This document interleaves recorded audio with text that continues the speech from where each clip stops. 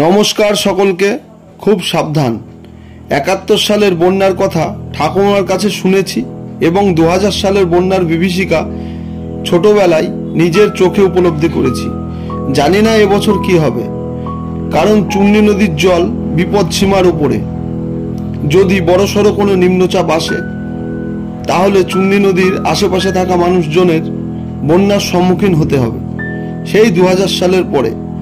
বিশেষ করে যারা চূর্ণী নদীর আশেপাশে বসবাস করছেন তাদের উদ্দেশ্যে বলবো, পানীয় জল এবং শুকনো খাবার দাবার মজুত করে রাখবেন। আর সব থেকে চাষি ভাইদের খুব সমস্যার সম্মুখীন হতে হবে, কারণ তাদের বাড়িতে অনেক গবাদি পশু থাকে। তাই চাষি ভাইদের উদ্দেশ্যে একটা কথাই বলবো যে আপনারা আপনাদের যে সমস্ত শস্য মজুদ থাকে বাড়িতে সেগুলো উঁচু জায়গায় কিংবা ছাদের উপরে রাখার চেষ্টা করুন। আর গবাদি পশুগুলোকেও আপনারা এরকমভাবে রাখার ব্যবস্থা করবেন। ভগবানের কাছে প্রার্থনা করি বন্যা টন্যা যেন না হয়।